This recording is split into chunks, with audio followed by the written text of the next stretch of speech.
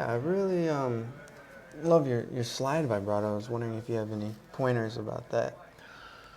I think I use a little bit of a combination of slide and jaw because you move the horn, you move the slide, you're moving away from where the sound focuses. And so I think I use a little bit of a combination. I heard that Dick Nash used both. I don't know if he uses them simultaneously, but in some registers, I tend to use both of them simultaneously.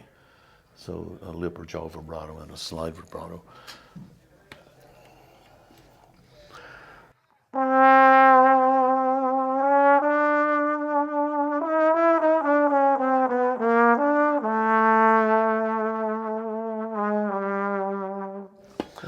Sometimes I'll use just a jaw vibrato.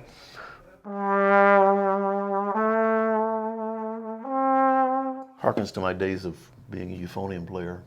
When I did 5 years of tours with Mr. Jack Daniels' original silver cornet band. I was a euphonium guy. So. Cool.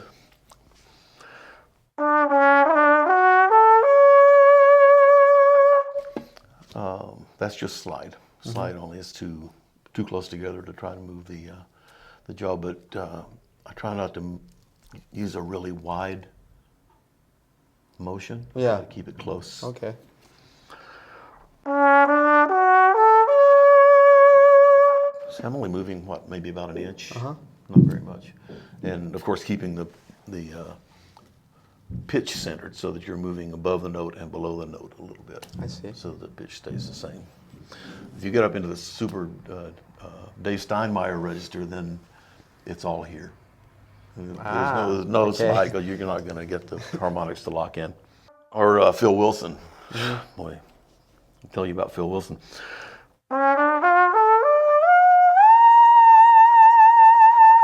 Yeah, man. That's all jaw.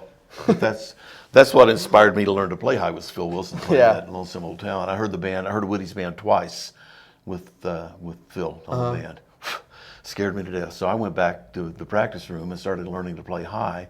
My only horn at that time was an 8H, and my only mouthpiece was a 3G. Okay. So That's big. But I didn't know any better. Yeah. You know, I was in a little town and little school in Tennessee, and I didn't know. So I just tried what I heard. Another big influence on me was Lawrence Brown, who plays this incredible solo with Duke's band called Blue Cellophane. Yeah. And he plays all these different styles all within the same solo. It's a big feature for him all the way through. And at the end, he just kind of dances up to a high E flat and vibrates on it, and it's just beautiful. Nice. So there have been a lot of great influences out there. Very cool. But speaking of vibrato, this little daily exercise book has a chapter, which is really good.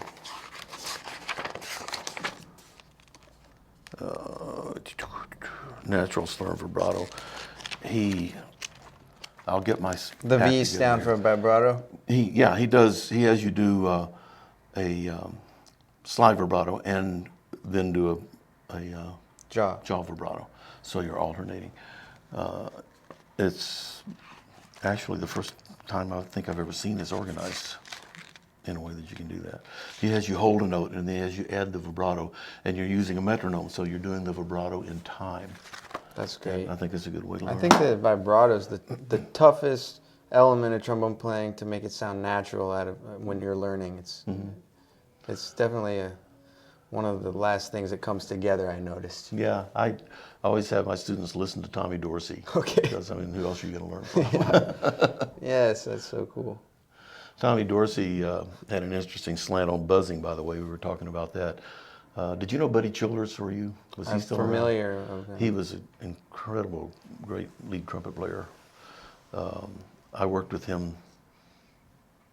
Maybe the first time I worked with him was on Toshiko's band when I was doing that. Jim Sawyer was kind of trying to get off the band, and he was sending me to sub, so I was doing some jazz festivals and things. And Buddy was playing lead, and he was sitting behind me, and he is one of the most musical lead trumpet players I've ever heard, because he wasn't a bull. He just, he was there and he laid everything down for you, but he was singing. It was a song all the time. But Buddy told me that he got a call from Tommy Dorsey. Buddy was in Texas, and Tommy said, "Buddy, I need you in New York tomorrow." And Buddy said, Tommy, I haven't played for a month. I busted my chops up in a car accident. I don't care. I need you in New York tomorrow. What are we going to do? He said, we're going to South America. We're going to do a tour in South America. And Buddy said, well, my passport's not current. That's all right. I'll take care of it. It'll be fine. So he said they're flying down to South America, and he's sitting there and buzzing his mouthpiece, trying to get some chops back. Yeah. And Tommy comes along and puts his hand on his shoulder and says, son, don't buzz the mouthpiece. And Buddy says, oh, man, I got to get some chops back. I haven't played for a month. He says, don't buzz the mouthpiece, just blow air. So he started watching Tommy on the bandstand. You know, Tommy was famous for never practicing. Right.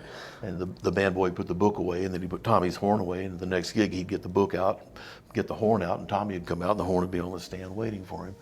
So he said he's watching Tommy. Tommy would come out, and he'd pick up his horn, and he'd call a set. 27. 33. Between every number, he'd blow air. And then he'd call the set backward to make sure everybody had it in order, blowing air through the horn while they're checking their order. And then he'd say, okay, here we go, we're on the air. But he said he thought to himself, you SOB, you've been warming up the whole time and nobody knew it. Wow. All about the air. Wow. And man, can you hear it in his playing? Just that opening phrase of that tune, when he goes up to the high C sharp, and then he comes back down into the middle register, you can just hear it expand. You know, he's just So that's how he warmed up, was just the air. Yeah. Amazing. That's a great story, That's isn't an it? amazing story, because everyone just thought that he just never did that. Just a natural, and he didn't have to do anything. That's just I think incredible. that maybe is where some of us get in trouble. I think we work and we're busy and we're playing rehearsal bands and we're doing stuff, and so we're not paying as much attention to warming up carefully and doing the basics carefully. And something starts to go wrong a little bit, and you start overcorrecting to fix it, and eventually you get hurt. You know, I think that might be where dystonia comes from. I don't know. It's a misuse or an overuse of certain muscles. They don't know what causes it, but I mean, just my guess. I think we could probably help avoid it if we spent more time carefully and gently in the practice room before we go out Wise and hurt words, ourselves. yeah.